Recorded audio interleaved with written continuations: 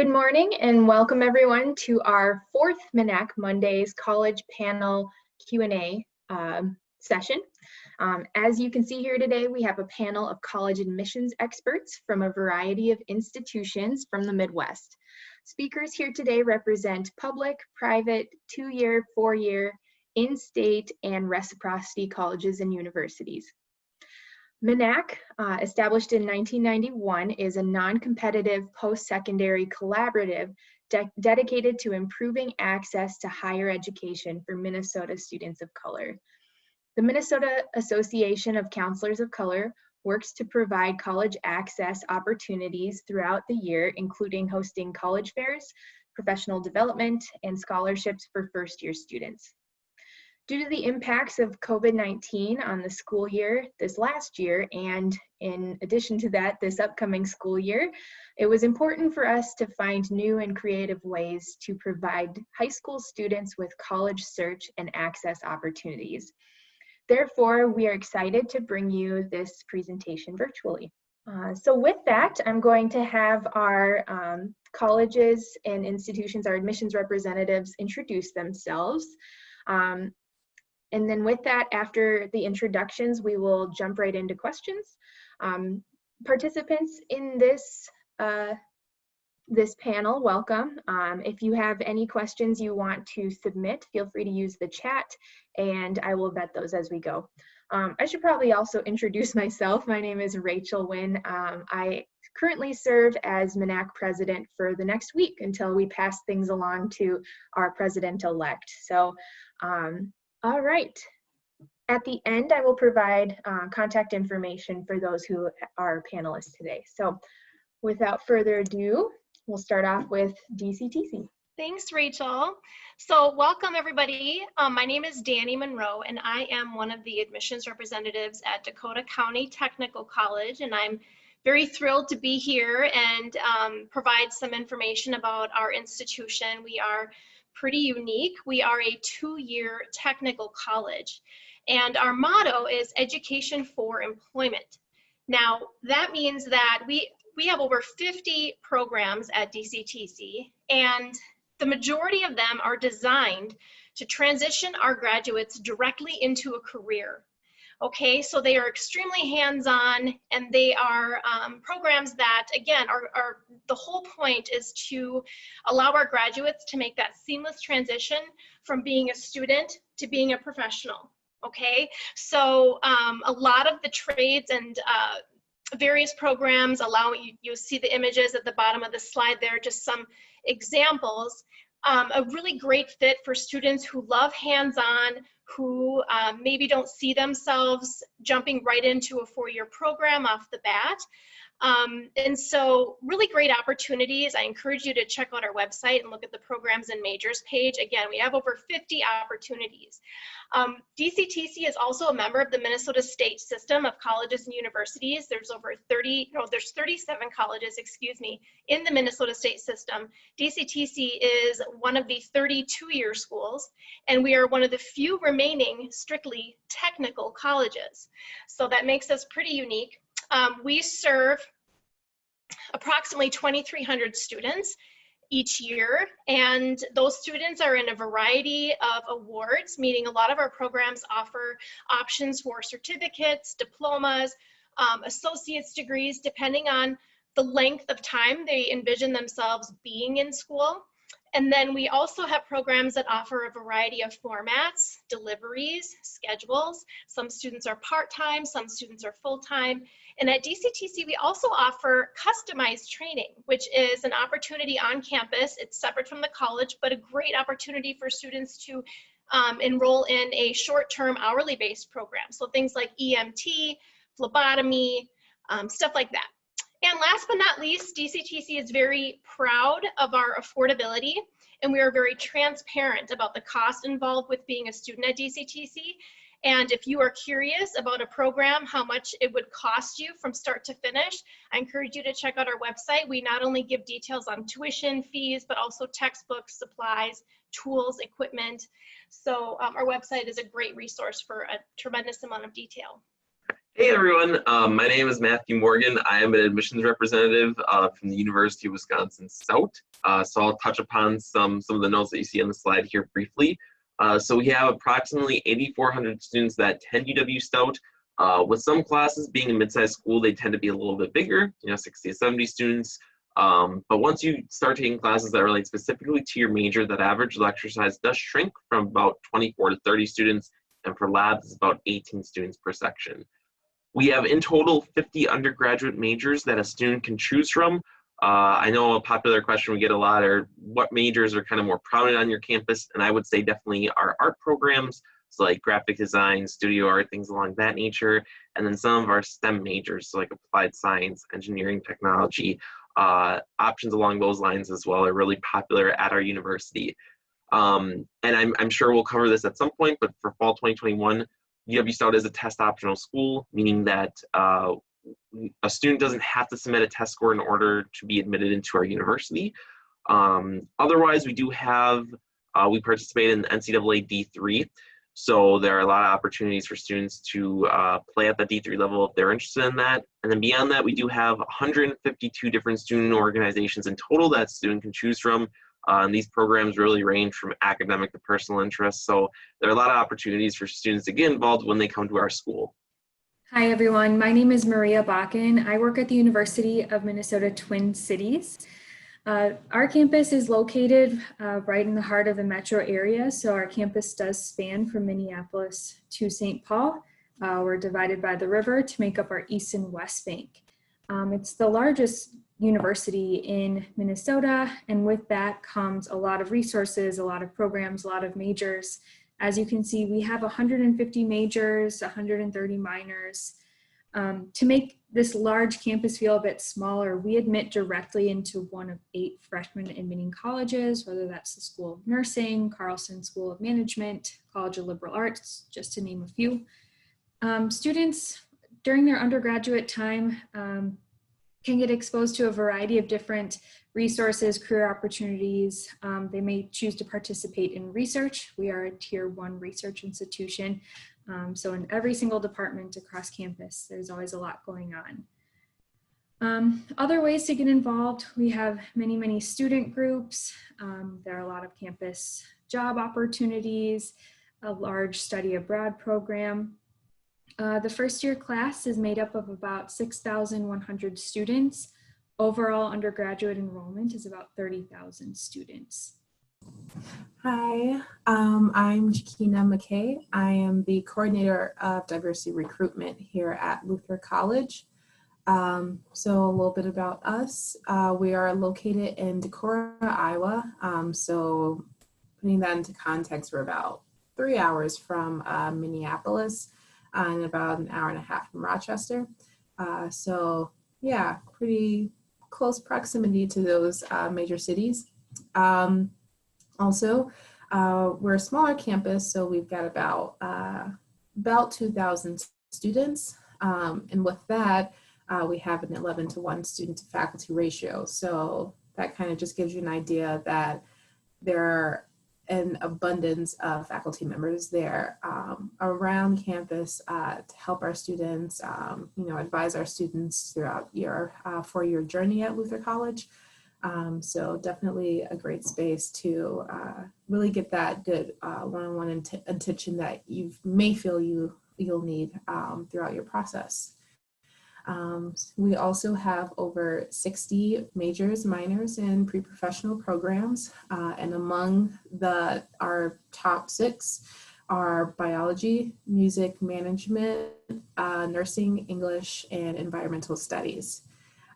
So definitely great areas of interest, especially on that nursing side with us being so close to Mayo Clinic. That is one that we do have an affiliation with. So nursing is definitely a popular program here at Luther. And our campus is sitting on about 800 acres of land. So learning outside is huge here for us, hence biology and environmental studies being those big areas for our students. We just really make sure that our students are able to get outside, get some hands-on experience. And we just really utilize the environment that we're in. It's a beautiful area, lots of bluffs, really great streams and rivers. So yeah, if you are outdoorsy, this is definitely a nice spot, at least to visit. Also, we are Division III. So yeah, we are NCAA Division III athletics. We love that as well, giving you the opportunity to, be a part of the sport that you love, build that family, but also have time for an actual social life and, getting some good education in there as well. Also, 98% of our students also receive financial aid. So we do have that kind of big price point for our tuition, but we do offer lots of financial aid, merit scholarships, academic scholarships, work study. All of our students receive work study here at Luther, and more. So grants on top of that as well. So we really work with our students on bringing our price down. On average, our students pay about $15,000. So we do what we can to really bring down the price for our students. And lastly, we are test optional as well. So no ACT or SAT required. That is a recent change for us, but we have seen many students already taking advantage of that. So we love it. Hi, everyone. My name is Kelly MnACC. I'm the Associate Director of Undergraduate Admissions here at Concordia University, St. Paul. Thanks for joining us today, and thank you for the opportunity to present along with these other panelists. At Concordia St. Paul, we are a four-year private school. We have approximately 1,700 traditional undergraduate students at CSP. I primarily work with our on-campus students, but we also have some online programs as well. So if you're interested in either modality, just let us know. But in our on-campus programs, our average class size is approximately 17 students. You probably will never have a class with many more than 30 or 35 students in it. That's just kind of one of the nice features of having a small private school is you really get that close-knit community and great access to professors. Our largest majors are listed there, with business management being the largest, biology coming in second, elementary education, and criminal justice. So offering quite a wide variety there in our top four programs, with just varying interests and awesome successes for all of our students once they leave Concordia. Many students going off to graduate school and into the workplace right away upon graduation. We're a smaller school, so a lot of people assume, oh, you probably don't have as much to do, and that couldn't be further from the truth. Over 50 different clubs and organizations, plenty of things to stay involved in. One of those includes our NCAA Division II athletics, Go Bears. We are the only private school in Minnesota competing at the Division II level. So if you have an athletic interest and you would like to pursue scholarship opportunities, we are proud and excited to offer that. We're also the most affordable private college in the Twin Cities. That is in large part due to our commitment to affordability. This year, our total price tag is $33,000. That includes tuition plus room and board, and that's before scholarships and financial aid are taken into account. So we want Concordia to be an option for all students, and we think that we can make that happen with some pretty awesome scholarships and access to financial aid. We are also test optional. We have been for about 3 years now. So no test scores required, always a fun thing to talk about when incoming students are looking at all of their college options, just kind of taking that piece out of the equation. We know that statistically speaking, the highest success can be found from your high school transcript and your likeliness of success as well in college from your high school transcript. So there you go, just a little snapshot of CSP. Thank you, panelists. All right, so just a reminder, if you have any questions, feel free to submit those via chat and I will vet those as they come. But we'll start off with student life. What is student life like at your college or university? How does a student find and build community there? I can address this one. So at UW Stout specifically, there are a couple different things. We have this big kickoff event in the fall. We call it Backyard Bash. Basically, if folks have ever seen the first Pitch Perfect movie, where they're outside and they're going to the different things, it's pretty similar at UW Stout. All the orgs set up a booth and students can go explore, see what club might be of interest to them.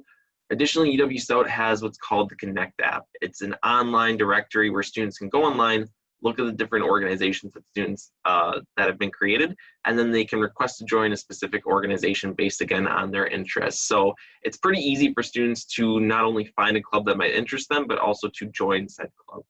At Concordia St. Paul, for all of our first year students, all students are required to take a class called CSP Seminar, and it is actually very interactive. And so each week there are different offices around campus come to present in the classroom and really just help you to find your way as a college student. They introduce different clubs and orgs. They talk about study abroad. They talk about the career development office. And from that group, a lot of students just see that they kind of have this kind of safety net and solid place that they can come back to and ask questions in that very first semester, because it's all first year students from all different backgrounds and majors and everything. So it's a good slice of our freshman class that you can find in each of those CSP seminars. And so I think it's a really great way for students to get initially connected. And then we also have a very similar kind of clubs and orgs fair. And so we always tell students, you don't have to commit to anything, just put your email down and find out a little more about what each of those clubs and orgs do, and see if you might be able to find some community there. Yeah, here at Luther, for one, with us being a residential campus, that's just one way in order to, with us keeping our students in, kind of close together, having that community built in with it. But also we do have kind of like a student org day. So on our campus lawn, we have all of our students also kind of lined up with their respective organization. And that's just another way for students to kind of, sign up for different orgs, whether that be our more so our volunteer-based Greek life or one of our Sci student orgs, so our Center for Intercultural Engagement and Student Success. There's lots of organizations within that, so BSU, Pride, Latinas Unidas, Asian Student Association, kind of just a wide range of those as well. And then we also have many other organizations, kind of just based off of your area of interest. So let's say if you're interested in law, we have, debate. Let's say you're interested in like putting on events. We have an organization that's student run for that, and they help, kind of bring entertainment onto campus for concerts, for guest speakers, things like that. So we kind of have a little bit for everyone in that respect. So there's definitely all of these, and that specific day is just, it's a way for students to really have that kind of pushed in their face a little bit, like come be active. So it's definitely, that's basically how we kind of go about that. Very straightforward, I guess, but still fun. So at DCTC, we don't have student-sponsored housing per se, and so we really stress the importance for our students to get involved with our Student Life Center.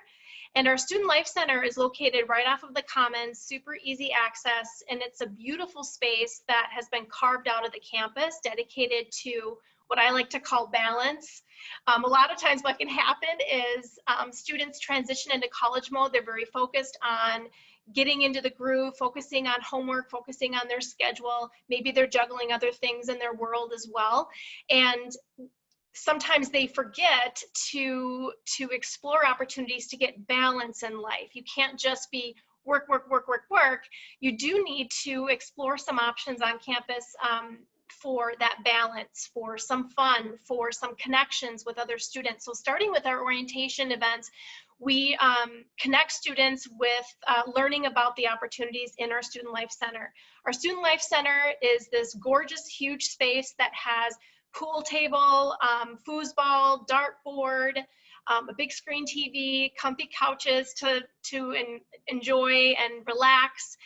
There's a massage chair, and our 6 athletic team coaches are located in Student Life, as well as all of the clubs and organizations that we have for students as opportunities to get involved.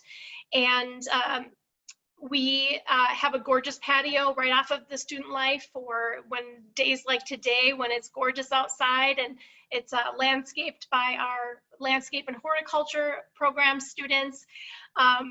And so it really is important to build relationships with other students in your program, not in your program, build rapport with other students. I can honestly tell you that I waited until my third year in college to explore opportunities to get involved in clubs and organizations when I was in college.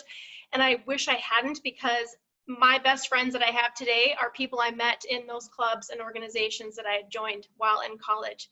So I do encourage you, regardless of where you decide to go to college, make sure and carve out time to find balance and to make connections with other students and take advantage of whatever institution you go to has to offer in that aspect. Thank you. So a couple of you alluded to this already, but in regards to student housing, do you have the option to or requirement of living on campus? And if you've already responded to that, you feel free to talk about dining facilities as well. We have a lot of options for living on campus, 9 different residential halls and 3 apartment style complexes at the University of Minnesota Twin Cities. It's not required to live on campus your first year, but about 90% of incoming freshmen do choose to live on campus. And similar to kind of what was talked about in making connections and finding and building community, living on campus is a great way to do that. At the U of M, we have what's called our living learning communities. So it's a way for you to indicate on that housing application that you want to live with students who share a similar academic interest or cultural background, or maybe it's just an interest-based living learning community. So yet again, another way to find people with similar interests to you and start making friends. We have what we call a 2-year residency requirement. So that means we either wish you to live on campus, which about 80% of our freshmen and second year students do, or you can live with family or in the area if you have family and parents in the area. We know that the cost of college can come with a lot. And so if it's better for you, either financially or just personally, to live with a family member, with your family, your parents, whatever that might be, you're free to do that. We recruit and we have the majority of our students coming to Concordia St. Paul from around about 35-mile radius. And so that's kind of where we say it's an acceptable amount of drive time. So if you don't live on campus those first 2 years, we ask that you kind of live within that radius to be able to commute to campus if that's your choice. We do have 4 residence halls on campus, all kinds of styles, dormitory, kind of the traditional dormitory, 2 students, community bathroom. We have suites and we have apartments as well. So we kind of have a little bit of everything. Like I said, the majority of our freshmen live on campus, but we are very open and I think accessible to commuter students as well. Yeah, so for us here at Luther, we do require our students to stay on campus. And with that, our dorms are very well kept, and they're really great spaces for our students as well. Each dorm has laundry facilities, kitchen areas, study areas as well. So definitely a really good space to still be within. We like to make sure that our spaces are accessible for all of our students because of that requirement. So for our first year students, there are 3 dorms. So we make sure that keep all of our first year students together. And with that, it kind of just, once again, builds that community within those spaces as well. Just making sure that, you know, we have our first year students kind of sticking together in a way, because it is a process to get through that first year of college, and then you kind of move on from there. So we do keep our first year students in the same dorm, but then after that, we basically have a lottery for students. So you kind of can basically enter that lottery to get a pick of whichever dorm you'd like to choose from there. We do have senior housing as well, so only seniors are allowed to stay in that space, and those are basically townhouses.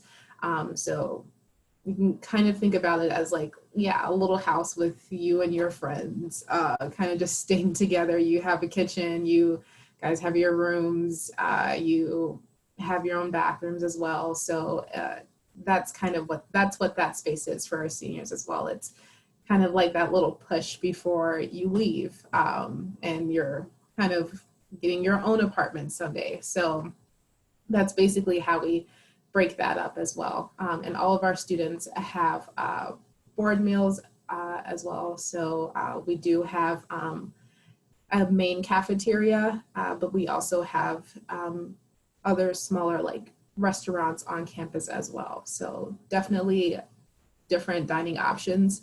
But if you did want to eat off campus, of course, downtown is within walking distance of campus as well. And there are a lot of different places to eat within the Dakota area as a whole. But yeah, on campus, we have a multitude of different eating options for you. And we do make sure to cater to diet restrictions as well. So vegetarians, vegans, pescatarians, we make sure to help students who do have restrictions on top of that.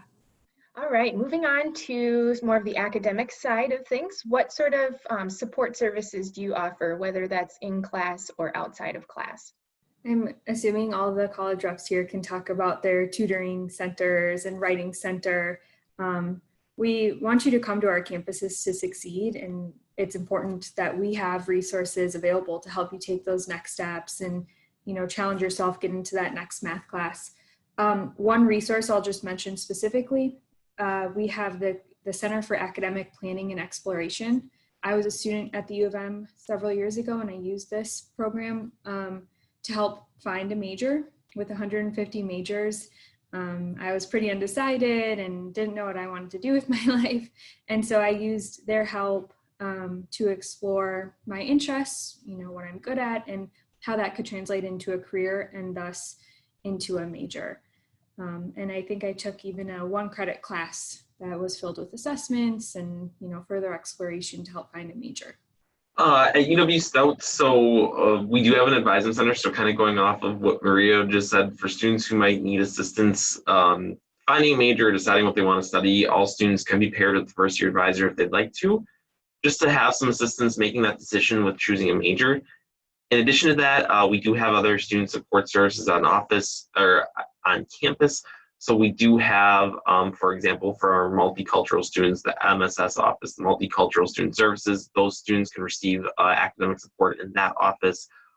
We have the Student Support Services office, which houses our TRIO program for low-income first-generation students. And then we also do have a writing center. We have tutoring available in different subjects. So those are some of UW Stout's resources for students who might need academic assistance.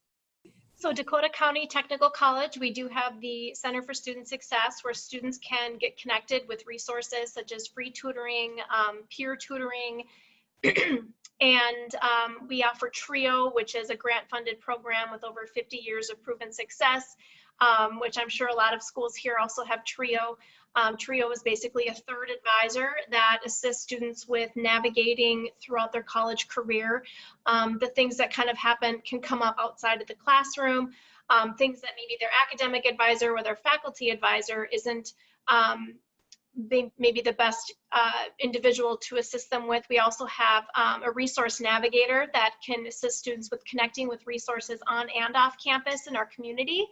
And so, so in addition to those resources, students also have their academic advisor and financial aid specialist that they work with throughout their college career at DCTC, as well as their faculty advisor. So there is quite a bit of assistance for our students, both in the classroom, outside of the classroom, for assistance in maintaining success in their exciting college journey. Here at Luther, we do have our Student Academic Support Center. So with that, there are opportunities for students who have who may have disabilities in one way or another and need special accommodations in terms of that. There is also the free peer tutoring as well. So being matched up with a student who has success in the same academic department, being able to work with those students as well in order to gain some more assistance. Outside of that, we also have the TRIO program, and we also have a Catalyze program as well. So Catalyze is more so through College Possible. So in that realm, you're able to kind of work with your Catalyze coaches, and they're really there to help you, I guess, develop as you kind of move throughout your 4 years here. There's someone that you can come to, especially with any questions regarding what to do next here at Luther. Like, oh, you have kind of a question about where the career services is, which is located in our main building. But they kind of are there to also be that helping hand as you progress. But on top of all of that, we also have our academic advisors. So all of our students are paired with an academic advisor, so a faculty member in their in their major area, and that's your academic advisor the entire 4 years. So if you need help, if you have any questions about something more specific within your major or within a specific class, and you want to go to that professor, you can do that. Any other professors would be on hand to help you whenever you need. But yeah, your academic advisors there all 4 years helping you progress and get to where you need to be. They're making sure that you're on track to graduate on time, and also just kind of making sure that you're thinking about, okay, what are the next steps after I graduate? So that's kind of another thing to keep in mind. Our academic advisors, our Student Academic Support Center, Catalyze, TRIO, these are all things that are here to just make sure that our students have exactly what they need during their 4 years here. And beyond that, when you graduate, you can still come back to us. We're always here. We love our students, our alum. All right, so moving on to visiting your campus. In light of COVID-19 and everything going on, how has your Office of Admissions perhaps changed the format of your visit options? How are some ways that students can visit your campus, or even just visit with a representative virtually? So DCTC is offering virtual walk-in hours Monday through Friday from 10 until 2. The button to access that Zoom is on our admissions page, as well as a few other pages on our website. For outside of walk-in hours, we provide our email address, and also on every program page of our website, we offer a link to RSVP and reserve a seat at our weekly virtual Tuesday info session, which is from 1 until 2 every Tuesday. You just need to reserve a seat so we can send you the link and password.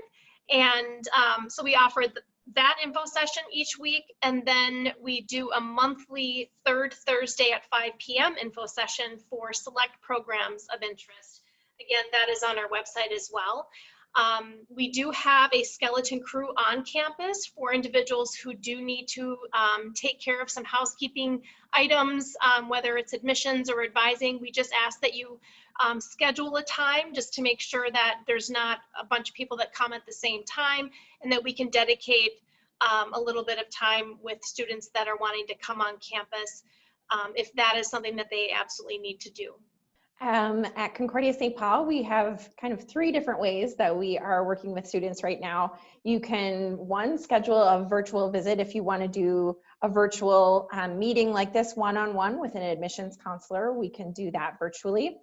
We are also offering weekly virtual information sessions. So if you'd rather not sit down sort of face-to-face, you can do just an information session similar to this, where you're just getting information from our admissions team and our students as well. Our student tour guides are also participating in that, so you get a student tour perspective. We are also hosting visitors to campus. We have kind of a very strict policy of 1 family per tour guide right now.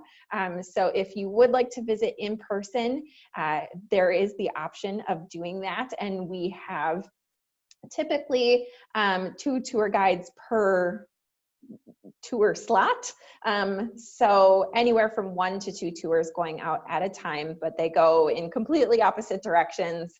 But then you can meet back again at the admissions office with one of us, properly social distanced, and talk through the admissions and financial aid process.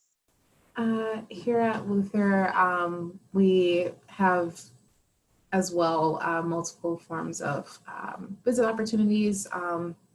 So on our visit page on our website, there are different links to having a one-on-one meeting with an admissions counselor, having a one-on-one with a faculty member, one-on-one with a coach, meeting with a music director, as well as watching an academic seminar, so sitting in basically virtually on a class as well.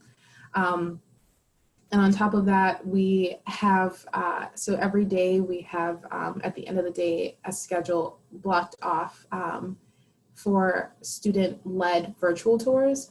So our student ambassadors leading virtual tours of campus, which is just another great way for students who want to visit but maybe too far or are still fearful of coming to campus. That is just another way to, for one, connect with the student, as well as seeing what our campus looks like from a virtual setting. We also have recently opened up to individual visits as well. We do have it so that it is just like 1 family at a time. So we do have those slots blocked off so that we can make sure there's proper social distancing throughout that. So you do have the opportunity to go on a tour of campus, as well as meeting with an admissions counselor. And then from there, we do make sure that we have a requirement of masks and just making sure that hand sanitizer is everywhere, keeping things as, germ-free and, properly social distance as possible.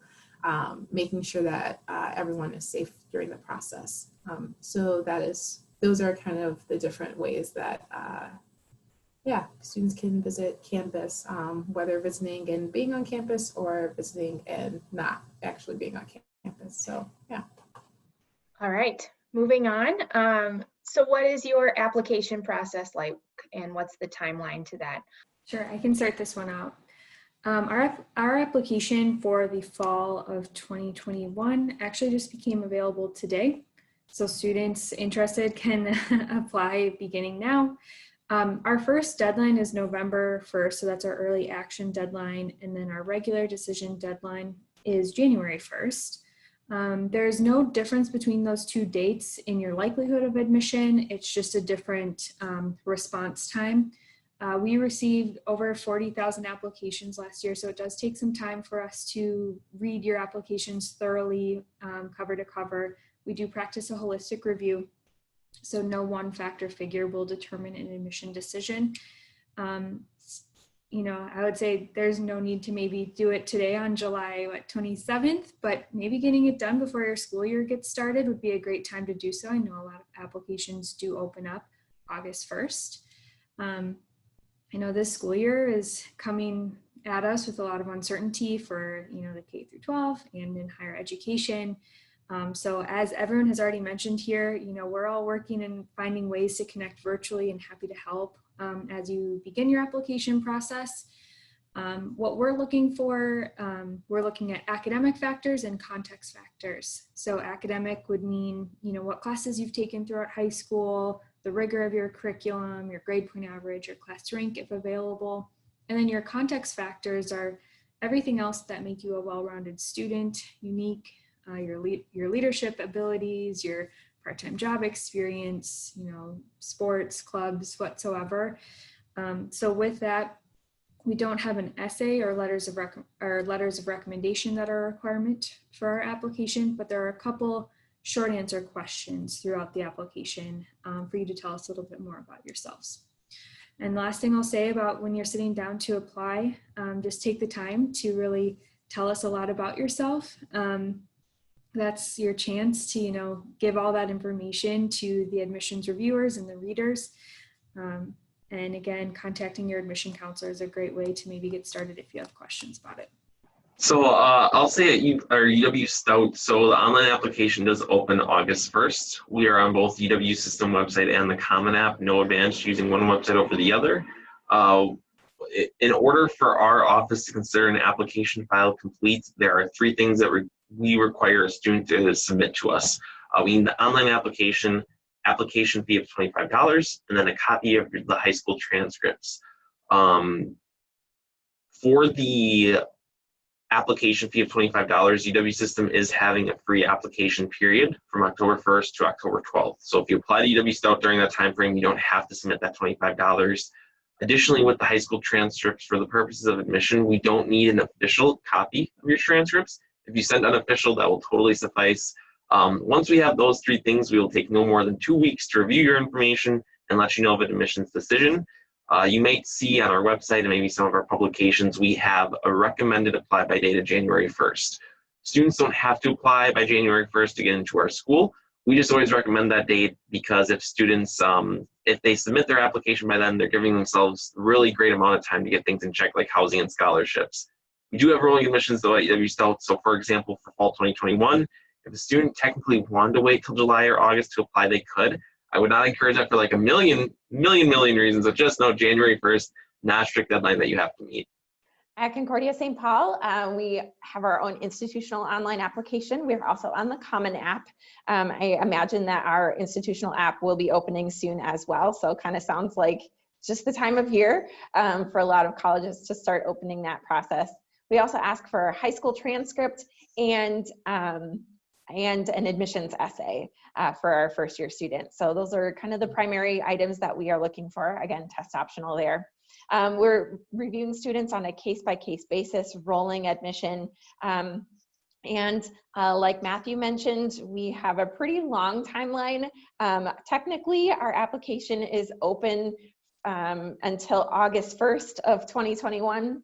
Probably wouldn't recommend that as either, but it is certainly available to you if, for one reason or another, something doesn't work out somewhere else, you are still trying to just weigh out all of your decisions and you want to wait till the very, very end. Again, wouldn't recommend that, but it is an option at CSP. As far as reviewing your application, myself and my colleagues, we sit down and we review every single one independently. We take a look at your transcripts, we take a look at your essays. If you are transferring in with any college credits, we definitely welcome that as well. We have a very generous transfer policy, so any of those credits we take a look at as well. I can't remember if there's anything else along with that question, but that kind of does it as far as our application process is concerned. So at DCTC, our application process is pretty straightforward as well. Students would need to submit the online application, which is located on our admissions page of our website. Once that's submitted, they're able to pay the $20 application fee, also on the admissions page of our website. And then they'll contact their high school counselor, and ask them to send us an unofficial transcript. We are hoping to utilize what's called multiple measures as often as possible for students to avoid having to take the AccuPlacer when possible.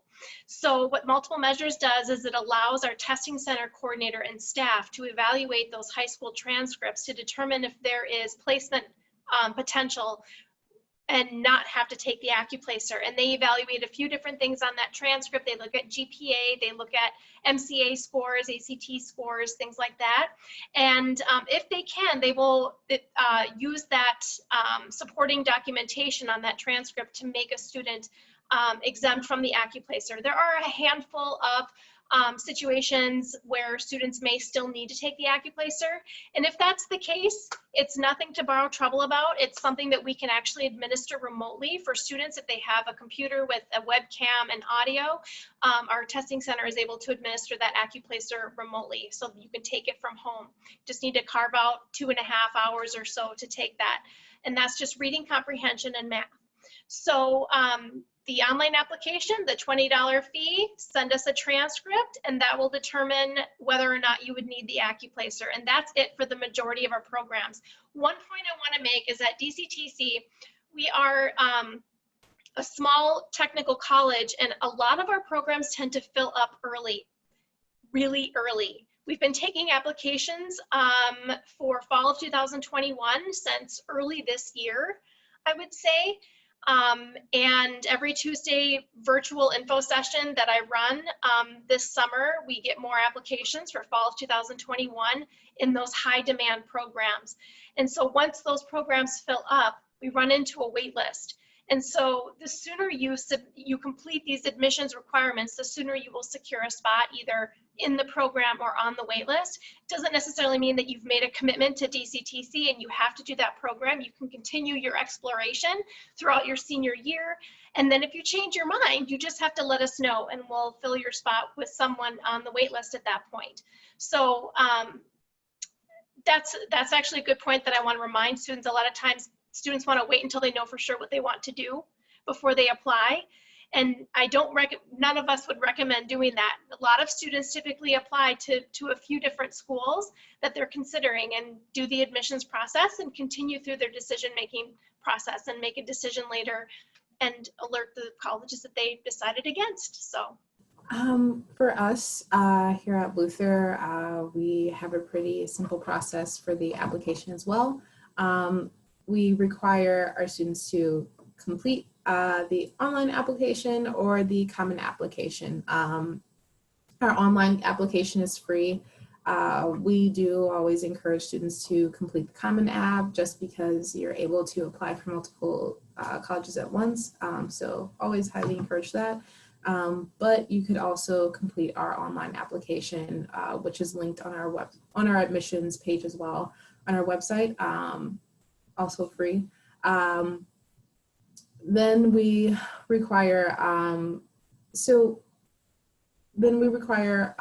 you know, the high school transcripts as well. So requesting that through your counselor. Also, with us being test optional, you don't necessarily have to turn in your test scores. If you do, we do offer self-reported, but if you were to decide on Luther, then we would require you to turn in the official test scores. But if you don't have that on hand during that application process, we do allow test optional. And we also have an essay portion that being on the Common App as well, and we also require that on our regular application also. So you can either turn in something that you've already written, or you can kind of write something else for us, kind of just depending on your feelings. And yeah, our application is typically kind of available to our students year-round as well. We do, you know, always encourage students to get it turned in as soon as you're able to. Just that way you can, you know, get your acceptance, be excited. And we also have many admitted student events.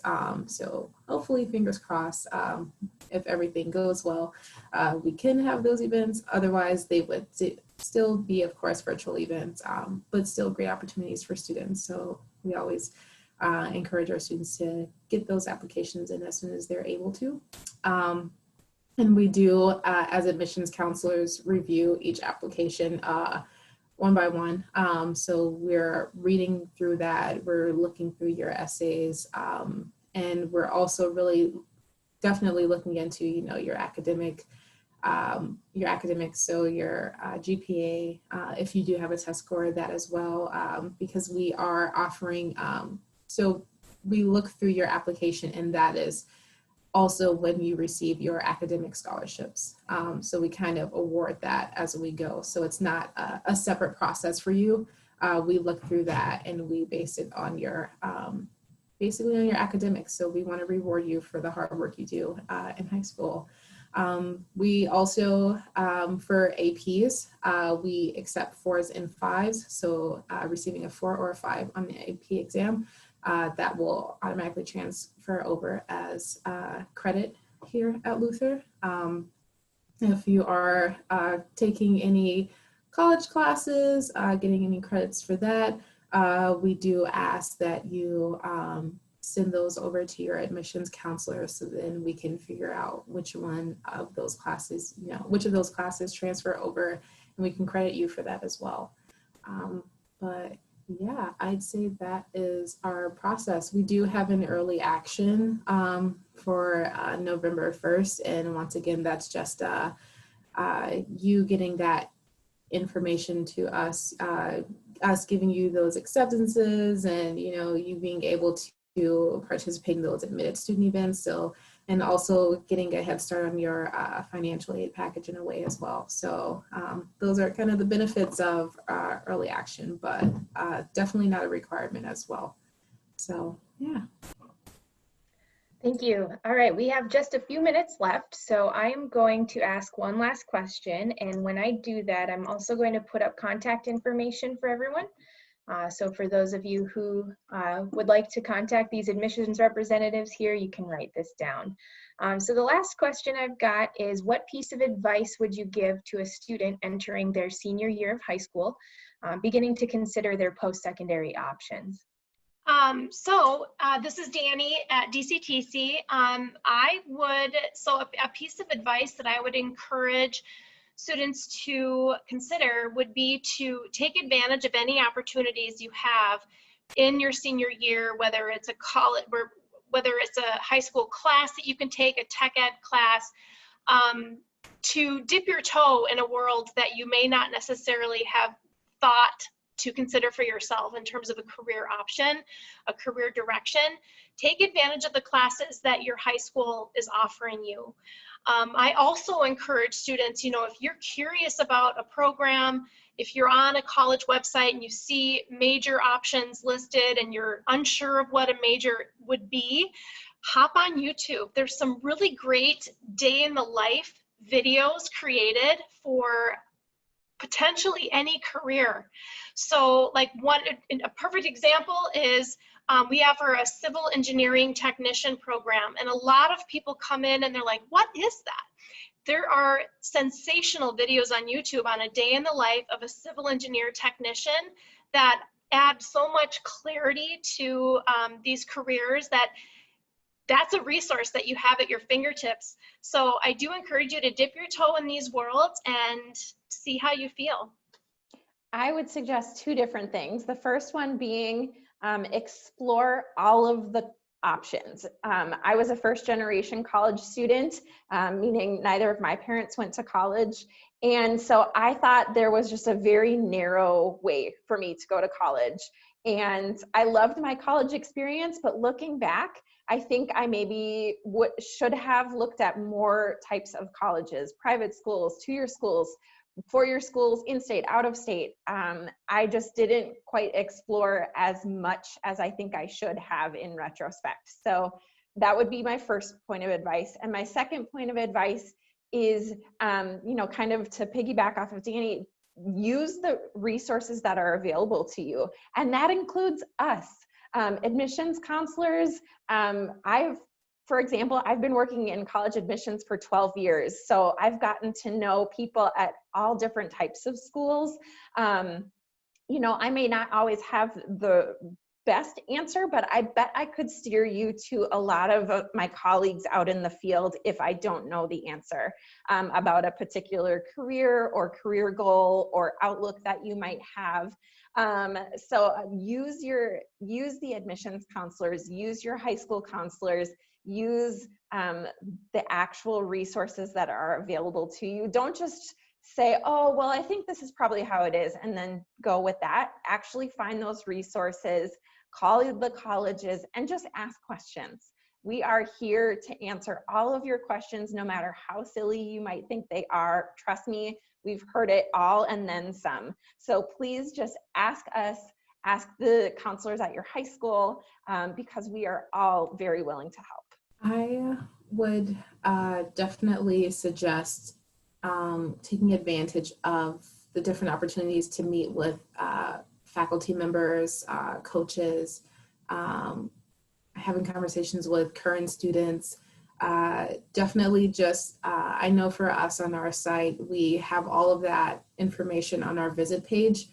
So you can, as I was stating earlier, you can kind of choose between meeting with a music director, a coach, student tours, meeting with your admissions counselor, all of those things. So definitely take advantage of those opportunities, because it can really give you a more in-depth understanding of the college or university that you're looking into. Those are just great tools to kind of give you, I guess, bigger bang for your buck. So as you're looking through different colleges, try to see what options are available in order to meet with faculty and staff in your areas of interest in this period of time virtually. So kind of figure out what is available. And those are just going to be great ways for you to really narrow down your search process and really hone in on which colleges just sound great to you or have what it is that you need. And those faculty members, those directors, those coaches, those students are going to have even more information for you. So definitely go into checking those things out as well. All right, thank you everyone. Thank you to our viewers who tuned in live today, or those of you that are viewing the recording, and to panelists who joined us and shared their expertise. We hope you found this information helpful, and as you're taking steps towards your college search process, feel free to connect with these admissions representatives. Thank you so much.